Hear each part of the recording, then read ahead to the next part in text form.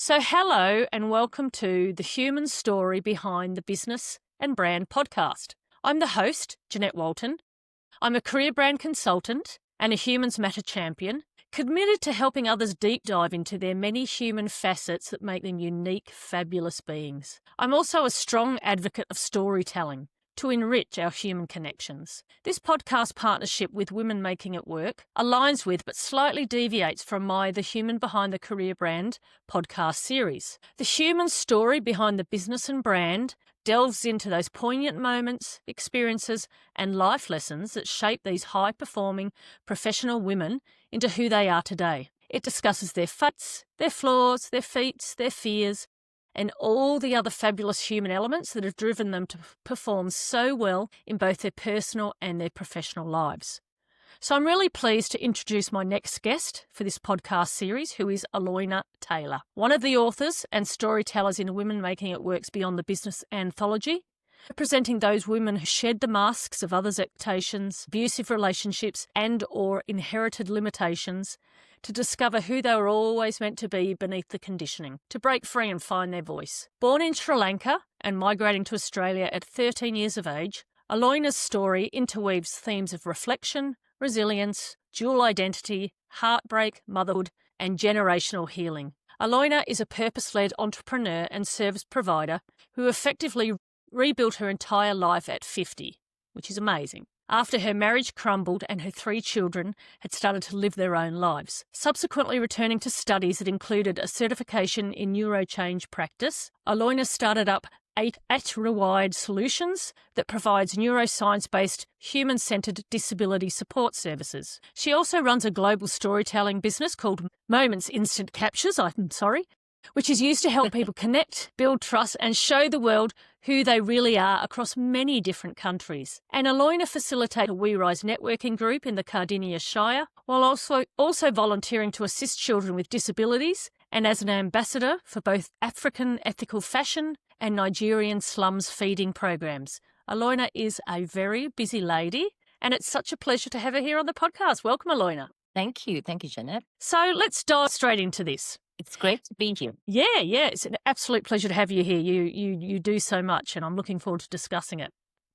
You highlight in your story that you felt you never quite fitted in after being born in Sri Lanka and then raised in Australia from 13 years of age. Has that sense of not fitting in lifted since you really started to break free and find your own voice in your 50s? Absolutely. I struggled with fitting in, I think, most of my life as going from coming from Sri Lanka to Australia. Being a teenager is hard enough.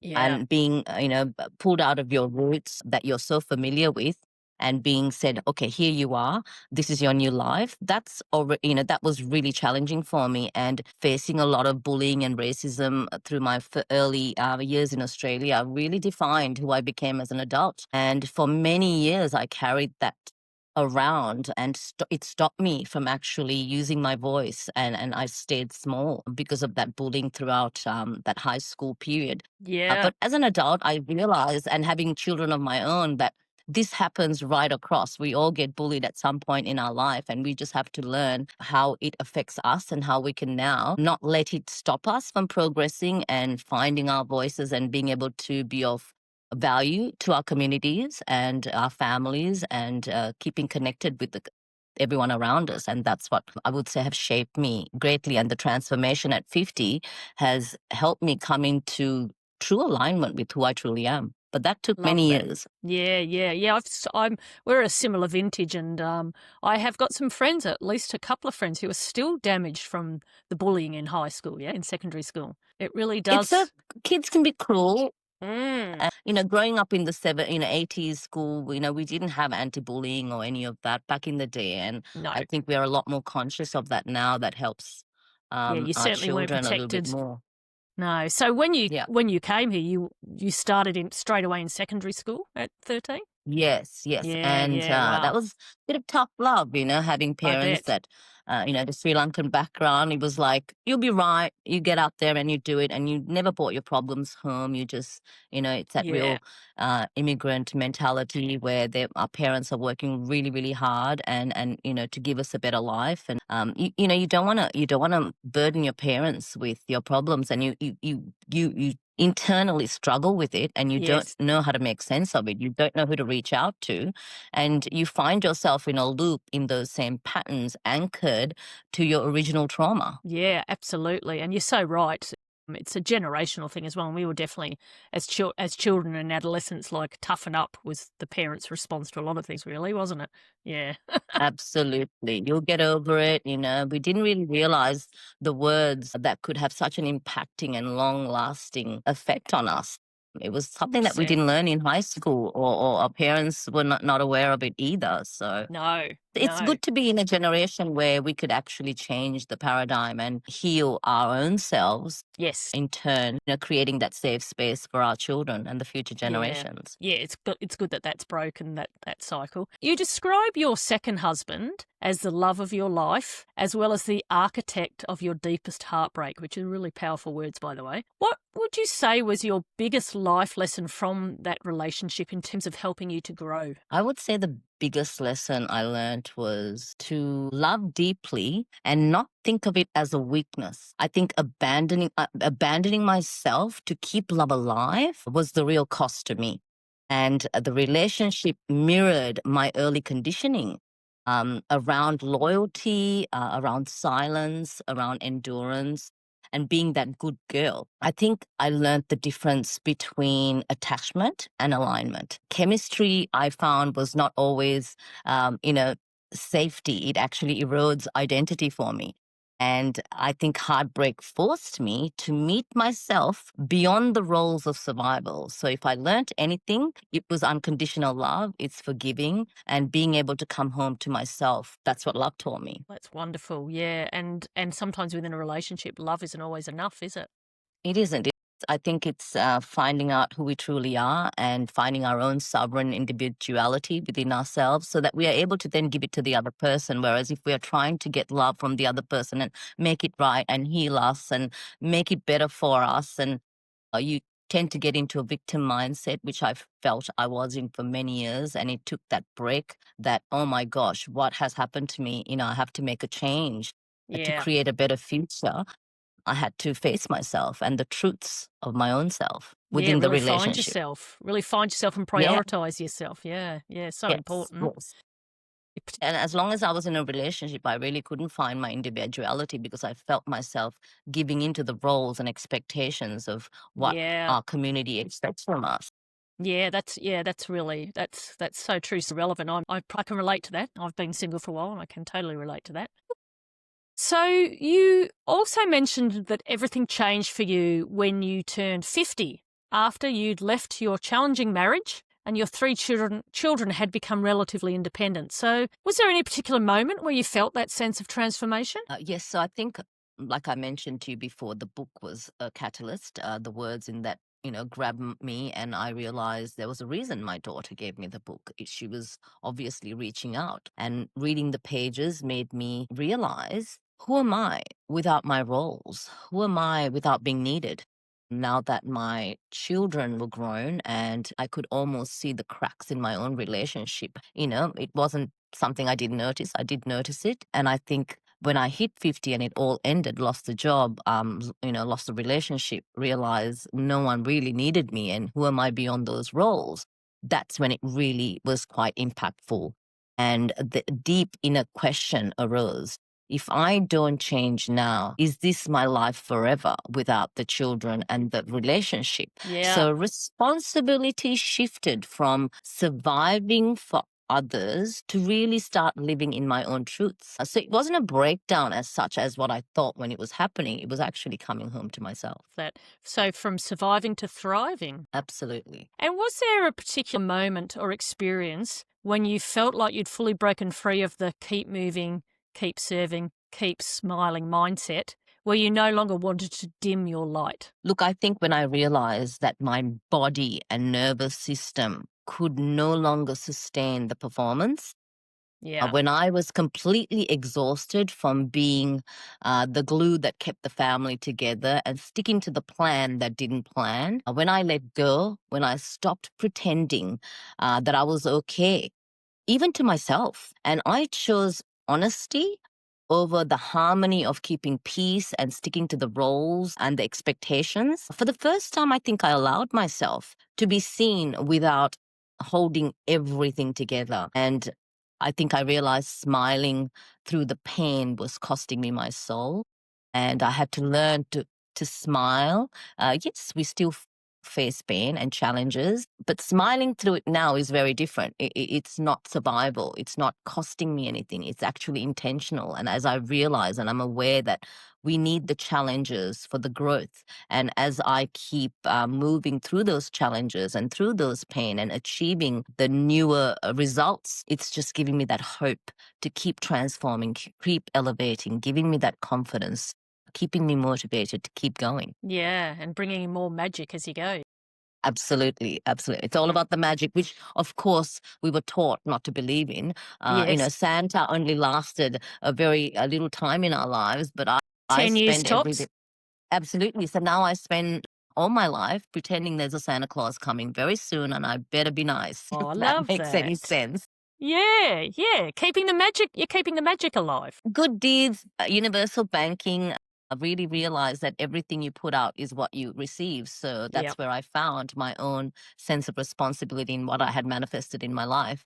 Back in the Yeah. day, I didn't even understand the word manifestation, Neither did but I. learning and using the modern technologies as we have today has really taught me a lot. And what you touched on earlier about the nervous system too, like tapping into your body more than your mind, yeah? That's really powerful as Everything, well. everything. That the transformation actually occurred when I realized that my nervous system, was not regulated, and it's constantly staying to that regulation. It's being aware of oneself and one's body that can keep us going through those challenges in life. And as long as you recognize it Yeah. and you stay in awareness, I think you're able to control your own movements rather than controlling your external environment. You control yourself rather than trying to control everyone around you, which ends up being self-sabotaging at the end of the day. So Yeah, I've learned absolutely. self-control rather than control.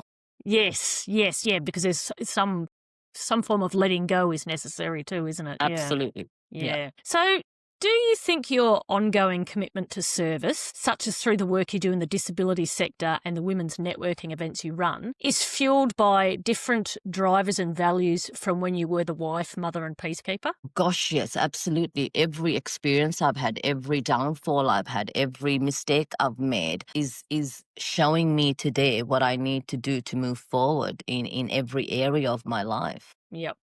50 years of observation, 50 years of mistakes, 50 years of learning. Now I sit back, watch it, and I feel, and I now use what I've learned in this day and age, a combination of the two, to be able to navigate through my life now. Yeah, yeah. And how has your certification as a neuro change practitioner, which is highlighted in your story as a big part of your breaking free and finding voice journey, continued to be beneficial to you both personally and professionally? I think more than anything, the neuro practitioner change education, that I learned with, it really actually gave me a voice, a language for lived experiences that I never really understood. I learned that my reactions were survival responses rather than personal flaws. It replaced self blame with compassion. And professionally, I would say it reshaped how I support people. Human first, a diagnosis second, go to the core.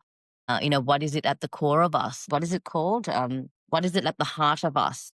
When they're diagnosing us, rather than putting a band-aid over the problem, we have to go within and So get to the recognize like the root cause. the root cause, get to the root cause. Yeah, yeah, And sometimes that comes with internal struggle and trauma that we carry. And this is where I learned on how to self-regulate. And I'm now able to share it on a professional platform, which is in the NDI sector, in the disability sector, where I'm able to just share my own experiences, and me staying regulated and being able to observe that myself is a great example. And I think it's an influence on the people that I'm around. yeah. If nothing else from that energy. Absolutely. It's perspective. all about Yeah, energy. Energy. I learned that energy is key. Energy is where you put it. Energy is what flows. And I didn't even know up until like 4 years ago, there's such a thing yeah, as energy. It was so dismissed in our time. And, absolutely. learning the basic again at the core of us. What is it? At the root of us, Yeah, before we learn one, two, three, ABC, that's something we should have learned. Control, I absolutely. suppose, managing sorry, I've got stuck again. Managing our self-regulatory system. Yeah, yeah, yeah. I only really got to understand the nervous system in Yeah. recent years. Yeah, it's and Yeah. Yeah. how important it is, how Oh, impactful it is. absolutely. And if we can do that for ourselves, we start the healing process. We break generational patterns and trauma, and we are able to heal the future generations by healing ourselves. How can we possibly help our children, if we don't help ourselves first? Yeah, and something you mentioned too about that humans first approach. I interviewed for my own podcast series. I interviewed a lovely chap, Max, a little while back, and he does a lot of voluntary work. And he talked about how that benefits him, like it deepens his humans first approach, including for work contexts where you say you've got a conflict, you Yes. see the human first, you handle it differently. Exactly, Yeah, exactly. It's so different. Sometimes you have to have, heart and mind coherence to be able to make yeah, logical decisions, even if it sometimes, as long as you understand the difference between the two and bringing the two together and finding balance, I think we can navigate through lots of challenges in life and truly be of benefit to others. yeah, absolutely. Love it. So, those neuro based studies deepened your understanding of how trauma sits in the body. Are there any Yes. practices that you continue to apply based on that knowledge? Definitely. I think every day you have to become aware. I use a lot of meditative practices and sitting still and slowing down and finding the breath and listening to your Breathing, body yeah. instead of overriding it, honoring the rest rather than pushing through the exhaustion. And we have to find our own way of doing this. What makes us and how is it that we can balance ourselves? And this shows up in very different ways for every single one of us Mm. and responding with awareness rather than reacting automatically. This has been a challenge for me. So to be able to become aware of this, and help find a way to figure out what it is that make me thrive in my own personality and characteristics has changed how I relate to my children and the people around me. And I realized healing wasn't about fixing; it was about listening and observation. Yeah, yeah. And a continual journey of that, yes? Absolutely, yeah. Yeah, yeah. So, you also mentioned that modern technology became your university when Mm. undergoing your transformation through learning. How has that continued to influence you in terms of using technology? Technology. It has given me access for where I lacked confidence, where money and direction and all that is. Like in the past, I have never really learnt in the traditional manner. Back in the day, if you didn't learn in the traditional way, you were either dumb or labeled or whatever, you were cast Yeah. aside. Modern technology in the last 4 years, scrolling, I know it's not welcomed to be on social media and everything, but it has actually opened up so many doors for me. I learned to manipulate the algorithm to suit me and what it is Yep. I wanted. And I Yep. realized that what's in my mind is what will show up even on my phone, even through the algorithms of AI.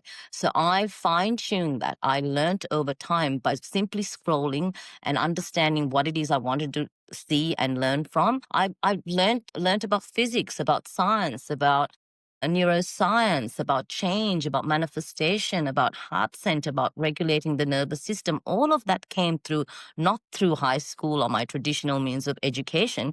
It came through a phone, it came through a device.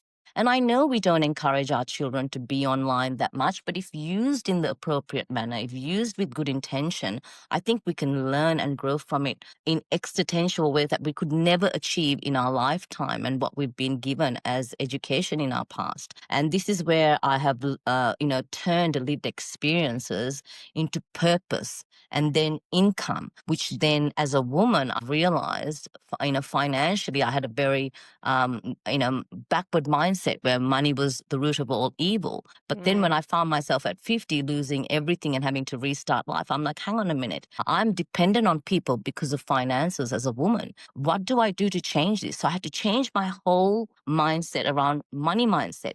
Who taught me that? I didn't go to university because what I learned in numbers, I still don't understand most of it. I had to go and I figure can out relate. money mindset, again to the heart of it, to the core of us. How do we feel about money? How is it that we can use it? Do we use it in a money is all the root of all evil or root of all joy? And so I've taken modern technology, found a way to show up, amplify others, give the stage to others, and be able to create a certain level of income where I'm able to now help others and be in service with, whereas I couldn't before. I was very dependent on others, and I decided to become financially independent, even if I had to restart. Even if at the age of 50 I should be retiring or thinking about retirement, it has been the catalyst to show other women, especially girls, having 3 daughters myself, how important it is. And this is where modern technology has helped me to rebuild my life. And no, it wasn't through school or university, it was a phone. Yeah, look, and I think, there's social media literacy, yeah? I mean, use it in the right way. There are Absolutely. benefits, for sure. Absolutely. Like I'm a regular TikTok user, I must And confess, look at and us. and Look I at learn us. and I learn a lot from it.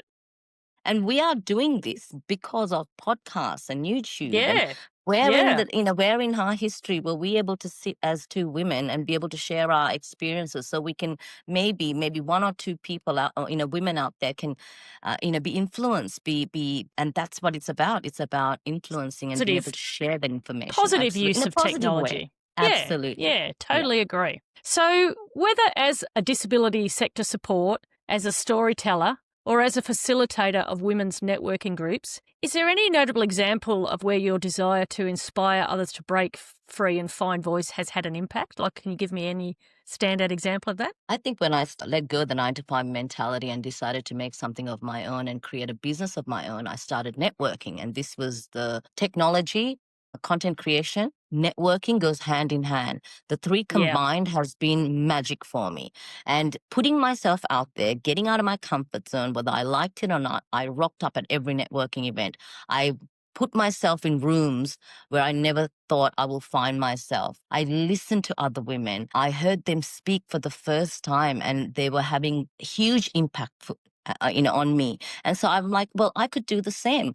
I could replicate. I could look, watch and listen, learn from all the women around me. They became my coaches. They became my mentors. And I think when people feel seen, they rise every single time. And I feel that's what's happened to me. And now I'm able to amplify the voice through content creation and be able to help others in turn. yeah, love that, love that. Yeah, and really inspiring other people. So, Well, we it's try. We try to inspire others. And sometimes I yeah, think one of the things about inspiring is sometimes we don't have to rock up perfect. We just need to share our life experiences be with the yourself. mistakes, with the faults. Be yourself. Yeah, 100%. I think people relate more to people with absolutely. faults. Yeah? Absolutely. Yes. Yeah, yeah. So I've just got a couple more questions which I've been Mhm. asking everyone to wrap up this podcast series.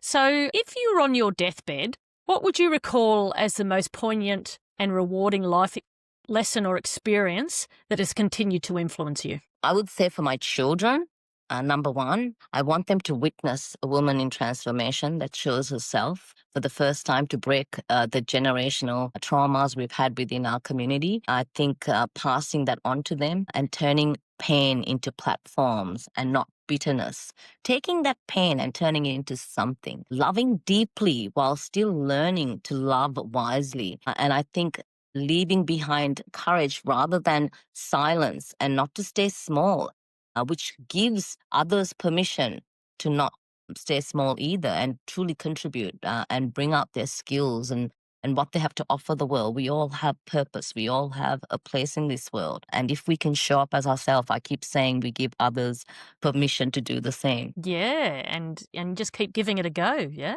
Yeah, Just keep absolutely. giving it a go. Yeah. So, is there any final message that you'd like to pass on to anyone who listens to this podcast in terms of breaking free and finding their own voice? You've probably touched on that a little bit with what you've just said, but anything else you want to add? I would say one of my greatest teachers that I've learned for in the last I would say 6 or 7 years is Dr. Joe Dispenza. In fact, he Oh, yes. helped me rewire my brain. In fact, my business is named after him. I've been studying him. And he always said, try to find a way to break the habit of being yourself. And this is when I realized, and I would say to others, is you don't need permission to outgrow who you are. Yes. Your voice doesn't need to be loud. It needs to be honest, true, authentic. And it's never too late to begin again. Here I am at 50. And I think freedom begins when self betrayal ends. And healing doesn't make you selfish, it actually gives you freedom and choice. And you're able to actually be of, help and benefit to others where you can make a significant difference through your own lived experiences. Yeah, when you heal, you're a better person to those around you, aren't you? Yeah. Absolutely, absolutely. You make the Yeah. world a better place. I mean, we're all, I think, at the core of us, we all have a shining light inside us, and life has damaged us along the way.